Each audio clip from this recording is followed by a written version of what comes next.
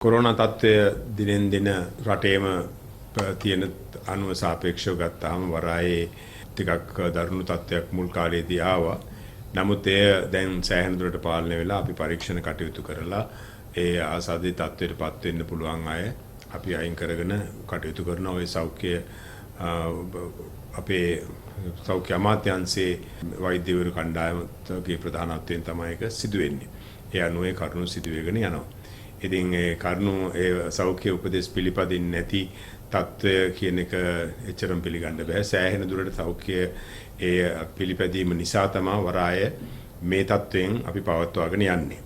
ඒ කියන්නේ නැවත නැවතත් මම කියන්නට ඕනේ මේ වරාය සහ අවට ප්‍රදේශ තමයි ලංකාවේ දරුණුම තත්ත්වයේ මේ දෙවෙනි රැල්ලත් එක්ක තියෙන ගම්පහ ඒ වගේම මාළු මාකට් එක මේ බ්ලූ මැන්ඩල් ප්‍රදේශය මෝදර ප්‍රදේශය සාවරුගුඩවත් මේ කියන මේ ප්‍රදේශ ගත්තාම දරුණුම ප්‍රදේශ බවට ඔබ දන්නවා මාසෙකමාරක් විතර කාලයක් තිස්සේ පවතින මේ ප්‍රදේශයේ තමයි අපේ සියලුම වැඩි හරියක් සේවක සේවිකාවෝ ඉන්නේ අපිට අනුබද්ධ සේවාවල් සපයන අය ඉන්නේ ඒ සියලු දෙනා මේ ප්‍රදේශයේ ඉන්නේ. ඒ කට්ටිය ගෙනල්ලා මේ විදිහට පාලනය කරගෙන ඉන්න එක තමයි සුවිශේෂ දෙය කියලා අපි හිතනවා. ඒ නිසා තර්ජනය දරුණුයි.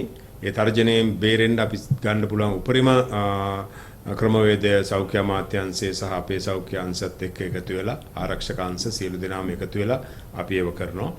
ඉතින් මේ තත්ත්වය තමයි තියෙන්නේ. අපි කෙසේ හෝ මේක පාලනය කරගෙන දැන් පාලනයක් ඇතුව යනවා කියලා නම් කියන්න පුළුවන්. සමස්තය අපි පාලනයක් ඇතුළේ තියෙන්නේ.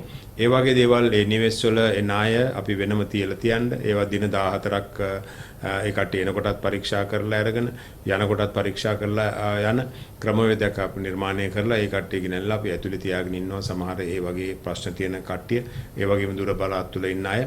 ඒ දිනපතා යන අය ගත්තාම ඒක දිනපතා ඒ පරීක්ෂණ ක්‍රමයක් අනුගමනය කරමින් තමයි අපි මේවා කටයුතු කරන්නේ. ඔවුන්ගේ විස්තරත් අපි දිනපතාම බලනවා. ඒ අරගෙන තමයි අපි ඒව කරන්නේ. ඉතින් ඕවා ආසෙන් රිංගලා යන කට්ටියත් මේ සමාජයේ ඉන්නවා. එහෙමත් ඉන්න පුළුවන්. ඉතින් ඒ අය වුණොත් අපි ඒවට අවශ්‍ය නීතිම ක්‍රියාමාර්ගයක් ගන්නවා.